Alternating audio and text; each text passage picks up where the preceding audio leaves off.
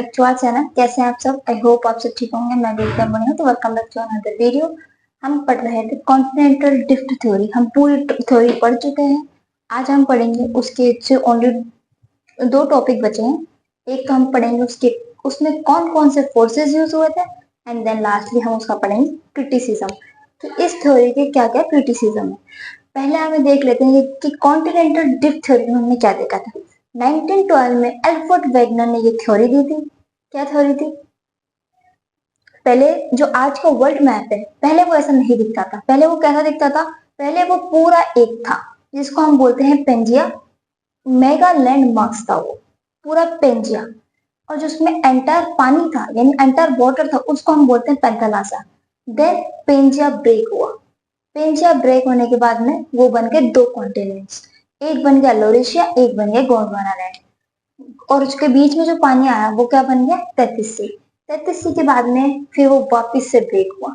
Break होने के बाद में जो कुछ कुछ जो नॉर्थ अमेरिका साउथ अमेरिका थे वो चले गए वेस्टवर्ड, एंड इंडिया आ गया नॉर्थवर्ड। देन फिर इनके बीच में जो एंटर पानी आया, एक बना Atlantic Ocean, Pacific Ocean, Madagascar sea, and then Indian Ocean. 33 sea, जो 33 सी है वो क्या है? मेडागास्कर सी।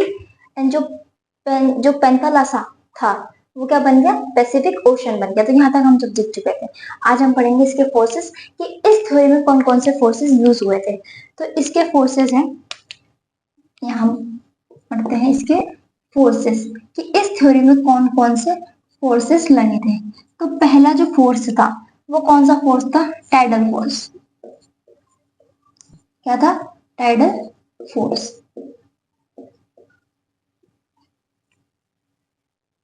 तो टाइडल फोर्स क्या है ये? हम इसको एक्सप्लेनेशन के साथ समझते हैं, एग्जांपल के साथ में। तो ये एक लैंड है और यहाँ पे सॉरी और यहाँ पे है पानी। क्या है ये? पानी। जब पानी यहाँ तक पहुंच जाएगा, कहाँ तक? पूरा ऊपर तक पहुंच जाएगा, तो इसमें कौन सा फोर्स यूज हो रहा है? तो ये बनेगा हमारा हाई टाइड। क्या बनेगा ये?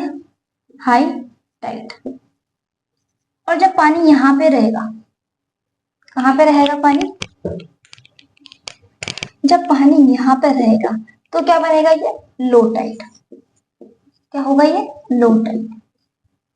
Low tide. तो जो इन दोनों को में फोर्स लग रहा है वो कौन सा है? Tidal force. अभी टाइडल फोर्स लगता क्यों है, मतलब किसकी वजह से लगता है? तो ये लगता है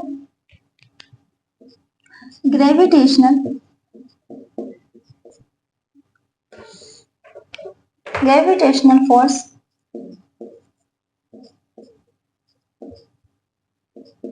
of sun, moon and earth. क्या? Sun, moon and earth. पर हम सन को ज्यादा कंसीडर नहीं करते बिकॉज वो बहुत दूर है हमसे। तो जो अर्थ और मून का ग्रेविटेशनल फोर्स है उससे इसमें फोर्स लगता है। तो जब पानी बहुत ऊपर चल जाता है तो वो क्या बन जाता है? High tide. और जब पानी बहुत नीचे रह जाता है तो वो क्या होता है? Low tide. तो एल्फ्रेड वेगनर से पूछा गया कि आपने ये जो थ्योरी दी थी, तो इस थ्योरी में कौन सा फोर्स यूज हुआ था और इसका क्या एविडेंस है? तो एल्फ्रेड वेगनर कहता है इसमें टाइडल फोर्स यूज हुआ है। टाइडल फोर्स क्या? टाइडल फोर्स में बोला गया कि जो ग्रेविटेशनल फोर्स है मून का और अर्थ का, आपने देखा होगा कि जो हमारी अर्थ है वो वेस्ट टू ईस्ट मूव करती है। तो उसने बोला जब वेस्ट टू ईस्ट मूव कर रही थी हमारी धरती बिकॉज ऑफ ग्रेविटेशनल फोर्स, तो इसलिए पे नॉर्थ अमेरिका और साउथ अमेरिका कहाँ खिसक गए? वेस्टवर्ड खिसक गए। अब चलो, अब आपके मन में आएगा वेस्टवर्ड ही क्यों गए? कहीं भी जा सकता था, नॉर्थ भी जा सकता था, साउथ भी जा सकता था। तो यही इसका क्रिटिसिज्म बनेगा। टाइडल फोर्स तो लगा, मान लो, पर जो टाइडल फोर्स है वो पानी को भी इधर उधर लेके जाता है। वो कोई जो मेगा लैंड है, जो सब कॉन्टिनेंट्स है, कॉन्टिनेंट्स को कैसे इधर उधर कर सकता है? वो सिर्फ पानी के तक ही सीमित है वो फोर्स। तो इसलिए ये फोर्स तो जो कॉन्टिनेंट्स की जो शिफ्टिंग हुई उसके लिए जिम्मेदार नहीं है। तो ये इसका हमारा क्या बन गया, क्रिटिसिज्म। कौन सा फोर्स, टाइडल फोर्स। समझ में आ गया टाइडल फोर्स क्या है। तो एल्फ्रेड वेगनर बोलता है कि जब ये कॉन्टिनेंट्स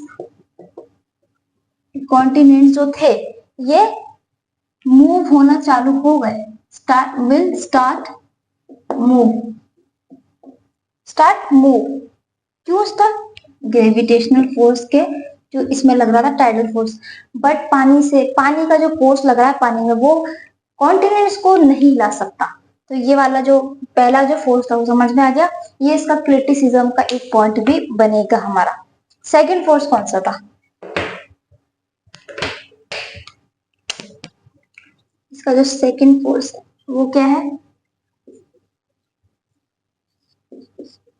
बुओयेंसी फोर्स। कौन सा फोर्स है, बुओयेंसी फोर्स। अब ये क्या है, ये फोर्स, तो ये फोर्स है फ्लोटिंग। इस फोर्स से क्या होती है, फ्लोटिंग होती है। जो पानी के ऊपर हम बोट वगैरह जो हम तैर पाते हैं वो क्या होती है, फ्लोटिंग होती है इस फोर्स से। वो कौन सा फोर्स है, बुओयेंसी फोर्स। अब देखो, अब एल्फ्रेड वेगनर भाई वापिस बोल, ये फोर्स है ना, इसलिए जो ये सारे कॉन्टिनेंट से ये तैर रहे हैं। इसके नीचे पानी है, पानी पे तैर रहे हैं। एक एग्जांपल है, हम आगे देखते हैं। इसका जो एक एजम्पशन है, यहाँ देखती हूँ, यहाँ साइड में हम यहाँ पे एक चार्ट बना क्या, जो एक अजम्पशन है क्या, देखते हैं। आपने सुना होगा नाम सियाल और सीमा और सियाल, सियाल और सीमा, सियाल और सीमा, ठीक है। अब देखो ये सियाल और जो सीमा है, तो सियाल में कौन से इसमें है, सिलिका एंड एल्यूमिनियम, या एल्यूमिनियम। अभी सीमा में क्या है, इसमें भी सिलिका है एंड मैग्नीशियम, क्या है, मैग्नीशियम। अब देखो जो ये सियाल है, सियाल तो क्या है, कॉन्टिनेंट्स। सियाल किसको बोला गया है, कॉन्टिनेंट्स को बोला गया है। और सीमा किसको बोला गया है, ओशन को, यानी पानी को। अब देखो मान लो ये सीमा है, ये सियाल, क्या है, ये सीमा है, ये सियाल।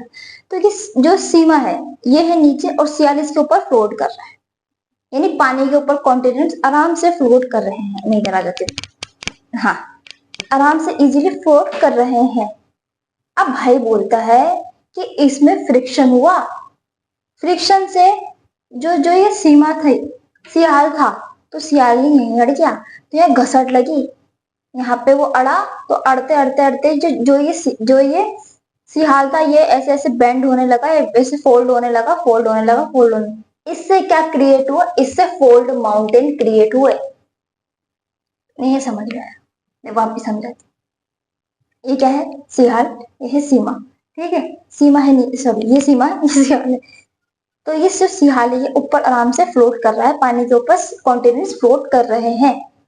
अब वो भाई बोलता है इसमें फ्रिक्शन हुआ, फ्रिक्शन होने से ये यहाँ अड़ गया, अड़ने से यहाँ पे इसकी रगड़ लगी, तो ये आगे बढ़ नहीं पाया। इसलिए जो पीछे वाला जो कॉन्टिनेंट था, ये सियाल था हमारे पास, ये ऐसे फोल्ड होना चालू हो गया। फोल्ड होते होते यहाँ क्या बन गया, यहाँ बन गया फोल्ड माउंटेन। पर ऐसे फोल्ड माउंटेन थोड़ी आते हैं, इसका ये भी एक क्रिटिसिज्म बनेगा कि ये ऐसे थोड़ी कोई हो जाता है। तो क्या क्या बोला उसने,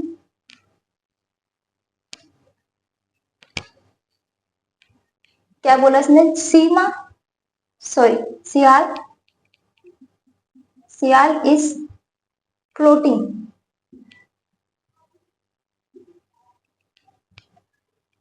floating over sima, over sima, क्या, सीमा के ऊपर सियाल फ्लोट कर रहा है। एंड ड्यू टू फ्रिक्शन, मैंने अभी बताया, due to friction, due to friction folding occurred. क्या बोला उसने कि फ्रिक्शन लगा इसलिए इसकी फोल्डिंग चालू हो गई, फोल्डिंग अकर्स।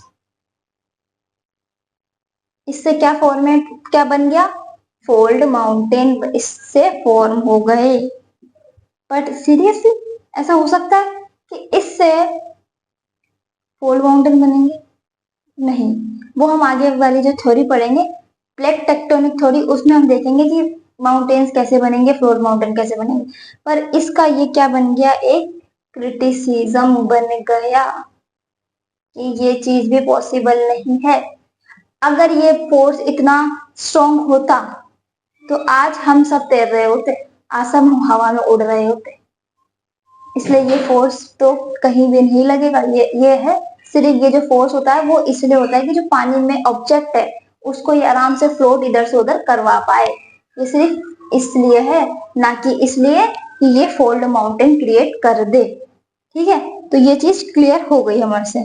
तो माउंटेन तो इससे नहीं बनेगा। ठीक, आप देखो, अब ये यूं कहता है इससे आइसलैंड भी फॉर्म हुए। कैसे फॉर्म हुए, इससे आइसलैंड कैसे फॉर्म हुआ? फिर भाई ने अपने दिमाग लगाया।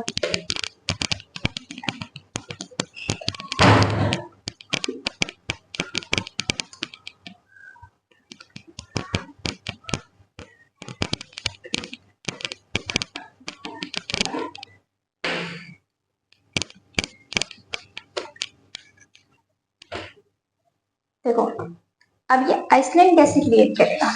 अब वो बोलता है कि देखो ये है अफ्रीका। क्या है ये? अफ्रीका। अफ्रीका के पास में क्या था? इंडिया। अब इंडिया यहां से नॉर्थवर्ड जाने लगा। क्या? नॉर्थवर्ड इंडिया जाने लगा। जब यहाँ पे इंडिया जा रहा था तो यहाँ पे इंडिया का एक पार्ट ये यहाँ से, ये इससे पीछे रह गया। क्या रह गया? पीछे रह गया। तो इंडिया तो यहाँ पहुंच गया, और जो ये जो छूटा हुआ पार्ट था ये यहाँ पे पहुंचा। इसकी जो ड्रिफ्टिंग हुई वो लेट हुई, ये तो बहुत तेजी से आगे बढ़ गया। और ये जो यहाँ पे थोड़ा सा पार्ट छूट गया था, ये इसकी जो ड्रिफ्टिंग हुई वो धीरे धीरे हुई। तो ये क्या बन गया? ये बन गया श्रीलंका। अभी मैं नहीं कह रही, ये एल्फ्रेड वेगनर कह रहा है। पर अभी भी भाई यहाँ नहीं रुका। भाई कहता अरे ऐसा थोड़ी। अब भाई बोलता है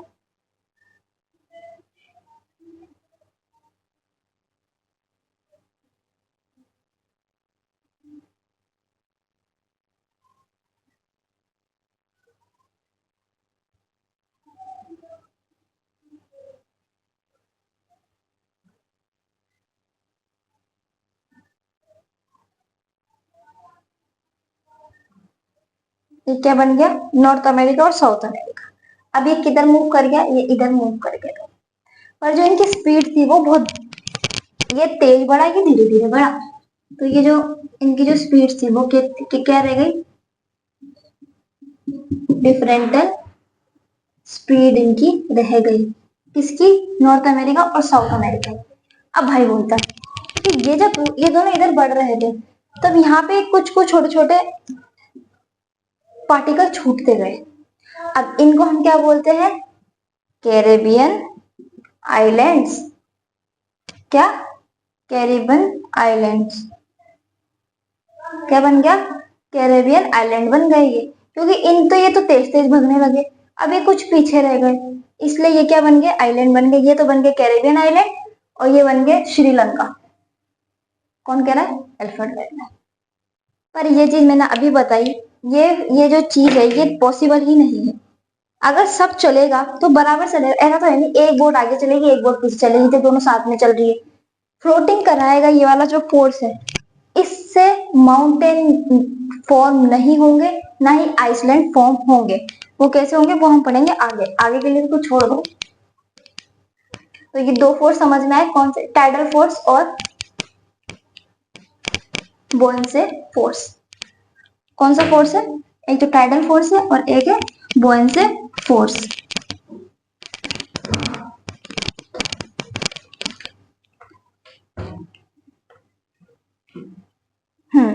अब तीसरा फोर्स कौन सा लगेगा इसमें? तीसरा फोर्स लगेगा इसमें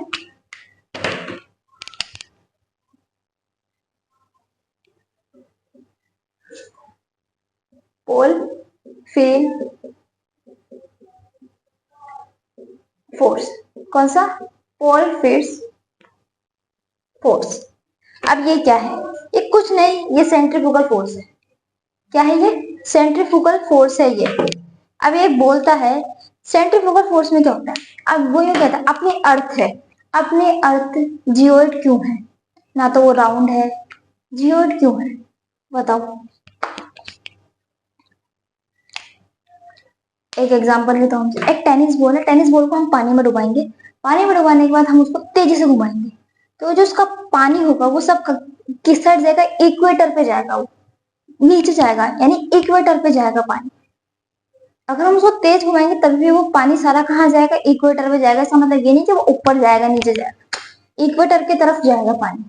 तो यही बोलता है जो अगर हमारा जो अर्थ है वो रोटेट कर रहा है, रोटेट करने के चक्कर में जो मास है वो ऊपर लग रहा है, मास लगने के कारण ऊपर से हमारी जो अर्थ है वो चपटी है और साइड से वो राउंड है।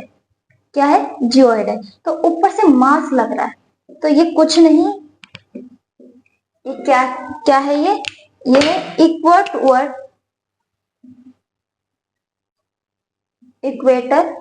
वर्ड मूवमेंट, इक्वेटर वर्ड्स अब मूवमेंट। अब देखो ये भी क्रिटिसिज्म में आएगा। अब भाई ने बोला कि हमारी अर्थ घूम रही है इसलिए मास क्रिएट हो रहा है, और मास करे सब चीज इक्वेटर पे आ रही है। इक्वेटर तो सिर्फ इंडिया गया, नॉर्थ अमेरिका साउथ अमेरिका को भी तो इंडिया जाना, सारा जो मास है वो कहाँ जाना चाहिए? इक्वेटर पे जाना चाहिए, पर ऐसा तो हुआ नहीं। इक्वेटर के वहां पे कौन सा मास रह गया? सिर्फ इंडिया गया। बाकी तो नॉर्थ वेस्ट, जो नॉर्थ की तरफ कौन गया था? इंडिया गया था। वेस्ट वर्ड गया था नॉर्थ अमेरिका साउथ अमेरिका। तो अगर इक्वेटर पे सारे मास जाता तो आज सारा कॉन्टिनेंट हमारे इक्वेटर पे होते, बाकी सब जगह पानी होता। और अगर मान लो इंडिया चला गया, अंटार्कटिका क्यों नहीं गया? अंटार्कटिका भी चला जाता इक्वेटर पे, अगर ऐसा ही ये फोर्स लग रहा होता तो ये फोर्स लग रहा था, इससे सब चाहते हैं ना, एक चीज थोड़ी जाती। इसलिए हम ये इसको भी क्रिटिसिज्म में मानते हैं कि ये फोर्स भी नहीं लग सकता। एक क्यों गया? सारा जाता फिर तो, अगर जाता होता तो। और फोर्थ क्या है? Gravitational force. क्या है? Gravitational force. ये भी कुछ नहीं, ये भी है कि इसका जो सारा, ये भी कहाँ जाएगा? ये इक्वेटर पे ही जाएगा। इसका जो फोर्स है ये किस पे जाएगा? ये भी इक्वेटर पे जाएगा। तो ये चार फोर्स हैं जो कॉन्टिनेंटल ड्रिफ्ट थ्योरी में लगे थे। किसने बताए थे? एल्फ्रेड वेगनर ने। पहला कौन सा था? Tidal force, second bounce force, third pole fleeing force and then fourth gravitational force. ये चार फोर्स इसमें लगे गए थे। ये क्लियर है यहाँ तक? इसके बाद हम देखेंगे क्रिटिसिज्म।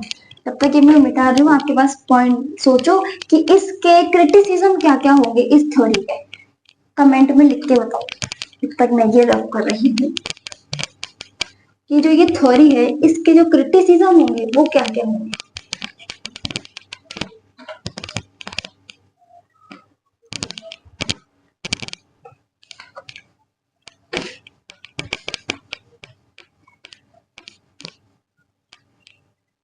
अभी यहाँ तीन तो मैंने आपको यही बता दी,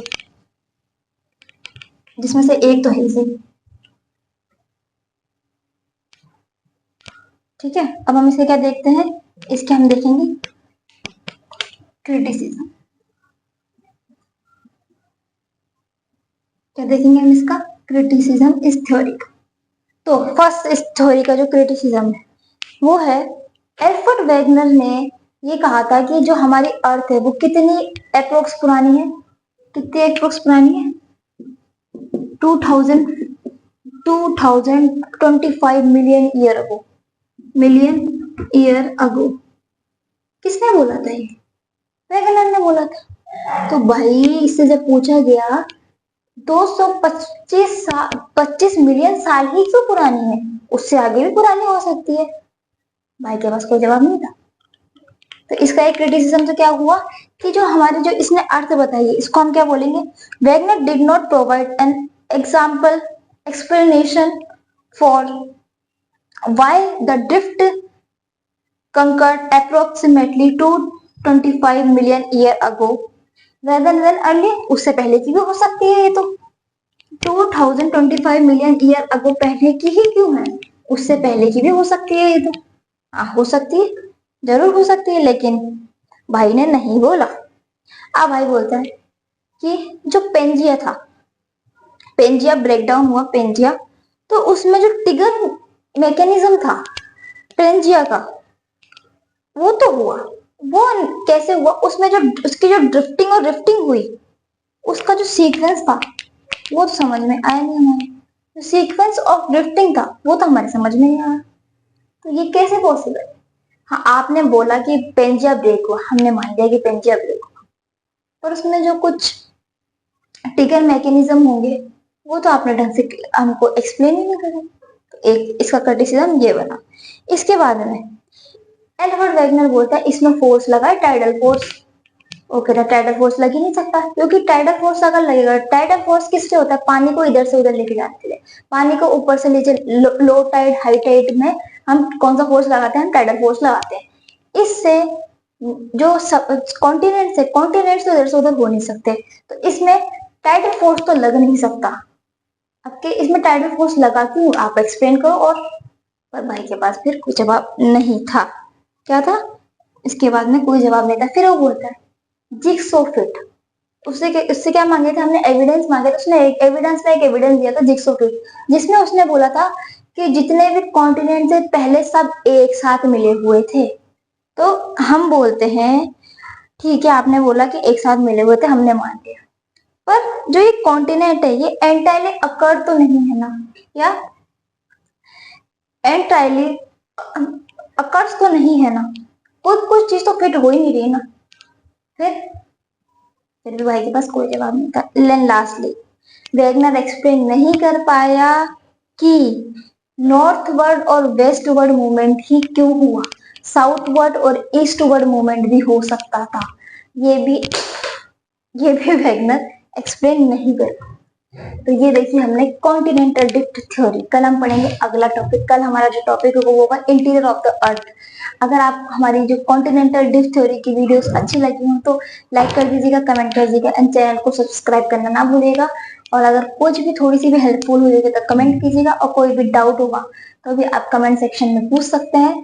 तो बस, अगर आपको वीडियो अच्छी लगी तो लाइक कर दीजिएगा। बस subscribe our channel which is study with Himanshu. Next video में, तब तक के लिए बाय।